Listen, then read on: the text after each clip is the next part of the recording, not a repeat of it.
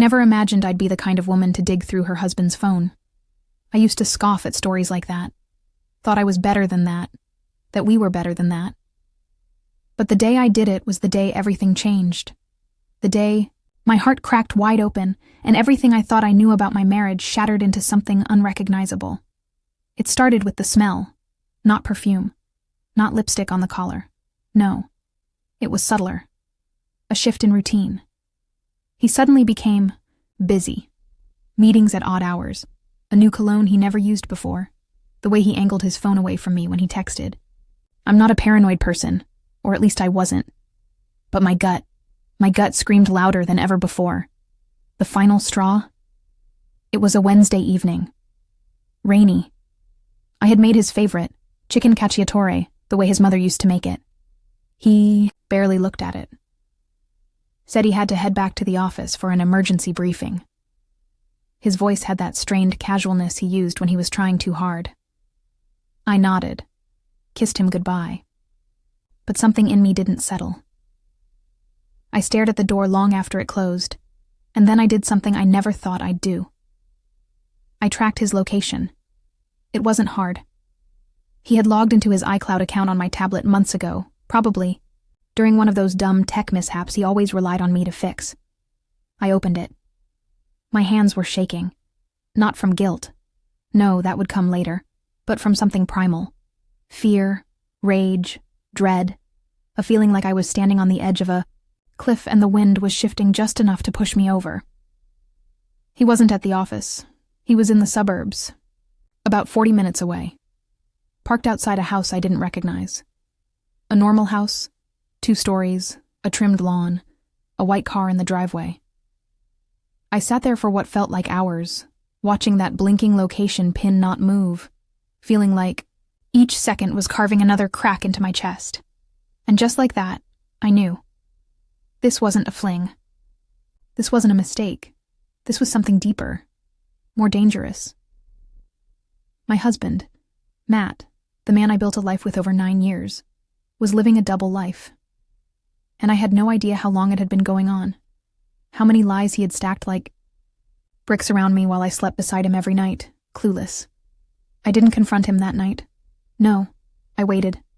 I needed time to feel the full weight of what I was about to do. I needed time to become the woman who wouldn't just cry in a corner or beg for answers. I needed to become the woman who would take back control. You see, betrayal, real betrayal, it doesn't just hurt. It changes you.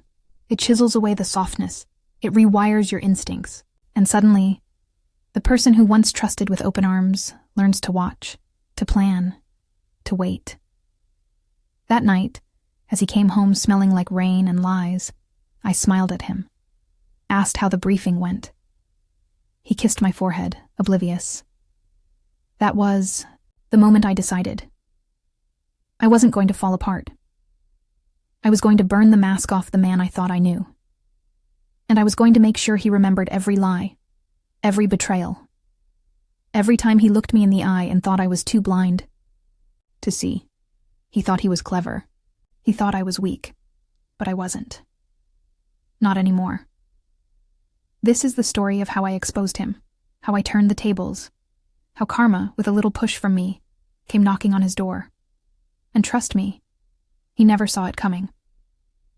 The next few days were a blur of pretending I didn't know. Pretending to be the doting wife. Pretending everything wasn't crumbling under the surface like a house built on sand. Every smile I gave him felt like poison in my mouth. Every time he touched me, I had to fight the urge to pull away in disgust. Because now, I was watching. I wasn't just a wife anymore. I was an investigator. I started logging every excuse, every departure, every unexplained meeting. He was getting sloppy. Maybe because he thought he had me so deeply wrapped in his web of lies that I wouldn't dare question him. But I did. And what I found only deepened the betrayal. First came the credit card statements. Hidden in an old drawer of his home office, I found a separate account I didn't even know he had. Romantic dinners, jewelry I never received, hotel stays just far enough from the city to be discreet. I took photos of everything, time-stamped them, saved them to a locked folder on my drive. Then came the phone records. He had a burner phone. The same number appeared almost daily. Text chains, late-night calls. I traced it. And just like that, I had a name. Rachel. I didn't know her yet, but the image of her had already formed in my head. Younger, perhaps. Flashier. Someone who hadn't carried him through unemployment, supported him through his mother's illness, or sacrificed her career for the sake of their family. Someone who hadn't earned him, but had him anyway. The lies weren't random. They were calculated. He had created an entire alternate life. I found emails with rental contracts in his name for an apartment downtown, one I'd never seen, one that wasn't on our financial statements.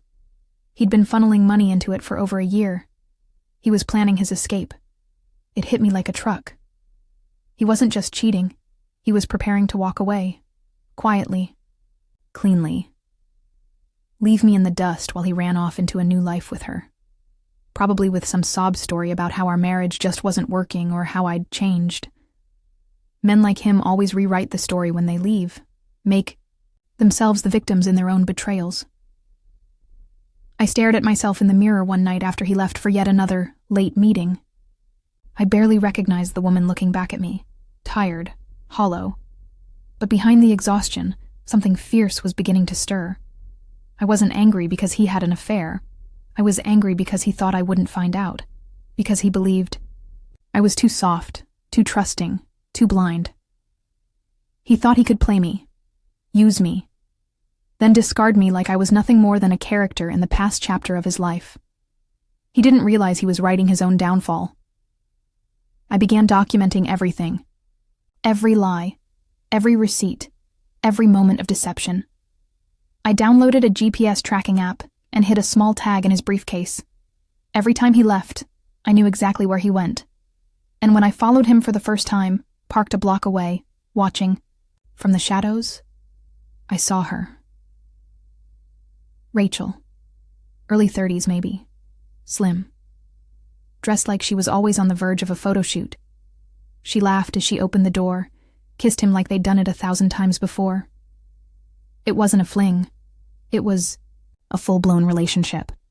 And suddenly the problem wasn't just emotional. It was practical, financial, legal. He was siphoning off assets, making plans, hiding money, preparing to leave me with scraps. I couldn't just sit and wait, because if I didn't act, I would lose everything, and I wasn't about to let that happen. He didn't just cheat on the woman who loved him, he underestimated her, and that would be his biggest mistake. It wasn't just the betrayal that haunted me, it was the realization that he was setting me up to fail. Matt and I had built a life together over nearly a decade. A shared mortgage, joint investments, plans to expand the small marketing business we started from our basement. Dreams of children, of traveling the SAS world once we had time, that was the promise. And somewhere along the way, he'd started rewriting the story without me. It was a quiet Wednesday morning when I opened the business account and saw it, the first withdrawal. $10,000, gone, no note, no explanation. Just consulting fees. I dug deeper. There were more. Gradual, intentional, camouflaged beneath fake vendors and reimbursed travel expenses. He was bleeding the business dry. And I, stupidly, had given him access to everything. He was preparing to leave me not only emotionally destroyed, but financially crippled. If he walked out, he'd take the bulk of our assets, the clients I helped secure, and the stability I worked years to create. It wasn't just my heart that was on the line anymore. It was my future. And I couldn't afford to lose it. I remembered how I put my career on hold for him. When he lost his job 2 years ago, I stepped up, picked up freelance gigs, handled our mortgage, bills, groceries, everything, while he figured things out. I sat across from him night after night, encouraging him, believing in him. He thanked me by draining our accounts behind my back. That was the moment everything changed. This wasn't just about Rachel. It wasn't even about the sex anymore. It was about control, deception, entitlement. He was trying to erase me, rewrite the past so I didn't exist, except as a cautionary tale. the supportive wife left behind while he ran off with the next best thing. And if I didn't stop it, that's exactly what I'd become. I could already imagine the story he'd tell. I was too emotional, too focused on work. Not the same woman anymore. He'd say he tried, that the marriage just fizzled, that we were better, off apart. Meanwhile, I'd be left scrambling to explain to clients why their invoices weren't paid, why the business was unraveling, why the man they trusted had vanished with their deposits. This mattered because my entire identity, everything I'd sacrificed and built, was on the verge of being stolen by the one person I trusted the most. And worst of all, he thought he could get away with it. That's what burned. The smugness, the audacity, the cowardice dressed as charm. He came home every night and smiled at me like nothing was wrong, kissed me goodbye in the mornings like I wasn't watching him dismantle my life piece by piece. He thought I'd just fade into the background, broken and defeated. But I wasn't that woman anymore. This mattered because I had spent too long letting others steer the wheel. I had silenced my instincts. I had dimmed myself down to fit his comfort zone. No more. I started thinking differently, like a strategist, not a victim. I wasn't just going to confront him. I was going to outmaneuver him. If he wanted to play games, he just stepped into one he didn't know I'd already begun. Because this wasn't just about revenge. This was about justice, about reclaiming my power, and about ensuring that no one, not him, not her, could ever take anything from me again. They say revenge is a dish best served cold. But I wasn't interested in revenge. Not in the petty, slash-tires, screaming match on the lawn kind of way. What I wanted was far more satisfying. I wanted control. I wanted clarity. And above all, I wanted consequences. So I crafted a plan, not out of rage, but precision. It began with information. If I was going to confront him, I needed undeniable proof. Not just screenshots and location pings. I needed a paper trail. I needed evidence a lawyer could use. Something airtight. I quietly hired a private investigator. Discreet. Professional. I didn't tell a soul. Not even my closest friend. Not even my sister. I didn't want to risk a whisper making its way back to him. The PI was worth every penny. Within a week, I had photos of him and Rachel together, entering the apartment, exiting restaurants hand in hand, shopping for furniture. They looked like a couple setting up house. My stomach twisted the first time I saw the images, but the pain quickly turned to focus. This was no longer about heartbreak. This was strategy. I gathered documents, his fake vendor invoices, the cash transfers, the apartment lease in his name. I made copies, then stored them in multiple places. One flash drive hidden in my car, another in a locked box at my office. I even backed everything up to the cloud, under a password only I knew. Then came the business. Our joint company, technically a partnership on paper, had me listed as a 49% owner. When we launched it, he said it looked better if he took the lead as majority shareholder. I agreed, like a fool. But what he didn't know was that I'd kept the email chain from our formation paperwork. It clearly stated that I contributed the initial capital, documented with receipts, and that I'd negotiated key client contracts myself. I consulted a lawyer. Quietly. She was brilliant, sharp, and most importantly, experienced in exactly this kind of marital business entanglement. When I laid out the files, she looked at me and said, "You're not just going to catch him, you're going to bury him." That was the moment I knew I was ready. I spent the next week preparing. I took control of our client accounts, rerouting communications to my private email. I alerted our accountant of suspicious activity, citing potential fraud, and asked him to freeze any new expenses until further review. Then, I opened my own business account. Same brand name, slightly altered structure, legally clean, and slowly, I began transferring the legitimate clients over to it. No one suspected a thing, especially not Matt. He was too busy living in his fantasy world with Rachel, probably believing he could ghost me one day with a well-worded breakup letter and a conveniently empty joint account. But I had one last step before I could truly strike. I needed to confirm the affair from his own lips, not to prove it to myself. I already knew. But to bait him into admitting it, ideally in a way that could be used in court, or better yet, to trigger consequences in mediation. So I waited. Planned a date night. Booked his favorite restaurant. Wore the dress he once told me I looked most alive in, and for the first time in weeks, I pretended like everything was fine. He showed up late. No apology. I watched him scroll through his phone during dinner, smiling at messages I couldn't see. And then, I set the trap. I casually mentioned that a friend saw him near the suburbs recently. I watched his eyes freeze, just for a second. Then came the lie. "Oh, I had to visit a client," he muttered. I nodded, then leaned in. Was her name Rachel? He choked on his wine. That night, I recorded everything. The stammers, the denials, the eventual crumbling confession. "It's not what you think," he said. "I didn't plan for this to happen." Oh, but he did. He planned everything. And now so had I. He didn't know it yet, but he'd already lost. Once I had everything in place, evidence, legal backing, and financial safeguards, I shifted from preparation to execution. If the first part of my plan was about observation, this part was about movement. Strategic, silent, and surgical. First, I made sure my own financial foundation was untouchable. I opened a personal bank account in a different institution, one he had no ties to. Every paycheck, every freelance payment, every client deposit, from the new business account, redirected. I took my name off any joint credit cards and removed his access from mine. I also checked my credit report to make sure he hadn't opened anything in my name. Clean. For now.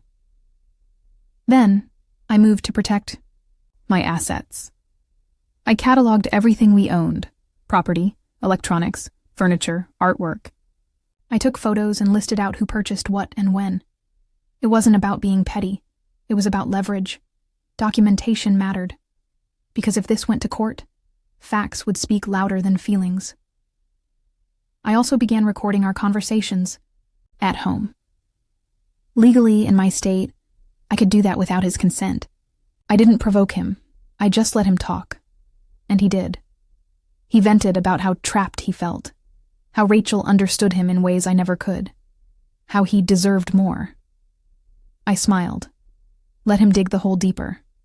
I marked every file with dates and times and backed them up. The business angle required finesse.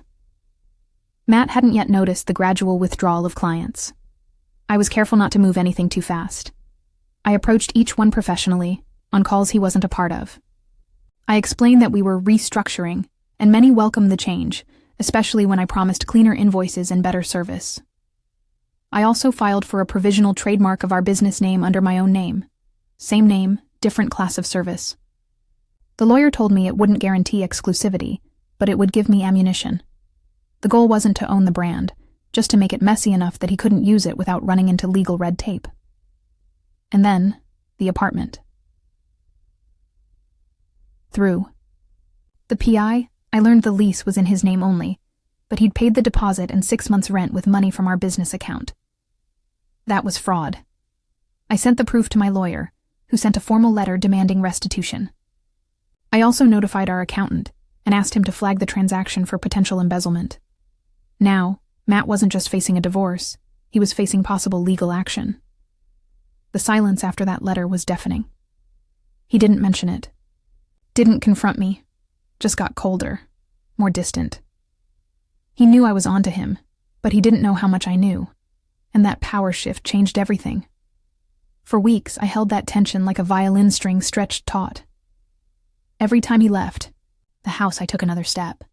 Every time he lied, I locked in another piece of leverage. It wasn't about exploding his world in one fiery confrontation. It was about disassembling it, brick by brick, until he was standing in the rubble with no one to blame but himself. And the best part? I didn't have to scream. I didn't have to cry. I didn't have to beg him to explain himself. That's the difference between emotional chaos and strategic action. One satisfies the moment, the other secures the future. If you ever find yourself in the position I was in, here's what I learned. Protect your information. Keep records of everything: emails, texts, financial statements, screenshot, scan, store. Secure your finances early. Don't wait until they drain accounts or rack up debt in your name. Consult a lawyer before you confront anyone. Know your rights and plan your steps. Stay calm. Stay quiet. Don't give them reason to see you coming. Get help where needed. A therapist, a private investigator, even a financial advisor. And never ever second guess your instincts. If something feels wrong, it probably is. By the time I was ready to confront him fully, I didn't just have a suspicion. I had a case. And he had no idea the storm that was coming. I didn't ambush him with a screaming match. I didn't throw his clothes out the window or key his car or show up to Rachel's apartment with receipts. Instead, I waited until everything was locked in. Clients moved, accounts separated, evidence filed, and legal letters delivered. Then I invited him to lunch, neutral ground.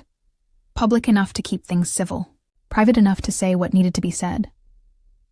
He arrived late, as usual, wearing that same smug half-smile like he still had the upper hand. I could see it in the way he sat down, casually, as if this was a reconciliation talk. As if he was going to let me down, gently. "I think we both know this isn't working," he started, the faux sympathy in his voice making my stomach turn. "And I think we should start talking about separating. Respectfully. Respectfully." The man who had lied, cheated, and financially undermined me for months wanted to exit with dignity. I pulled the folder from my bag and placed it between us. He looked at it, then at me. Smirk gone. "What's this?" "Everything," I said. "Proof of the affair, proof of fraud, bank records, vendor payments, PI photos, the lease to the apartment you share with Rachel, audio files, and a letter from my lawyer." Opened it, flipped through the first few pages. Silence. His face changed gradually. Confusion, realization, then panic. "You went through my accounts?" "I went through our accounts, the ones you used to fund your new life, with company money." "You have no idea what you're doing," he said, trying to regain his composure. "This is extreme. You're acting crazy." "No," I said, leaning in. "I'm acting smart, and for the first time in years, I'm acting in my own best interest." He glanced around the cafe, lowering his voice. "You're really going to destroy everything over a mistake?" This wasn't a mistake. This was a choice, a pattern, and now you get to live with the consequences. I explained calmly that I'd already taken over the clients, that the business was continuing without him. That restitution was being demanded for the misused funds, and that if he refused, we'd take it to court. "You can't do this," he said, his voice barely above a whisper now. "I built that company too." "And you tried to bury it," I replied. "But you didn't know who you were dealing with." He left in a rage, muttering threats that didn't scare me anymore, because the truth was, he had nothing left to hold over me. In the weeks that followed, it unraveled quickly for him. Clients sided with me. Our accountant submitted a fraud report to the board overseeing small business grants. Turns out Matt had dipped into one of those too. My lawyer filed for legal separation with grounds for financial misconduct and infidelity, which meant a likely forfeiture of his stake in the business. Rachel? She ghosted him the moment the legal heat came on. I didn't feel satisfaction over that, just poetic inevitability. And me? I rebuilt, on my own terms, my own name on the door. New logo, new office, a cleaner, quieter kind of success. And peace, real peace, followed. I didn't just win, I healed. Because it wasn't just about catching a liar, it was about reclaiming my story. About refusing to let someone else decide my worth. About rising, not just in spite of the betrayal, but because of it. He said he was going to the office, but I knew he was with her. Now, I'm the one with the office. He's the one looking for a way back in, and I don't even bother looking back.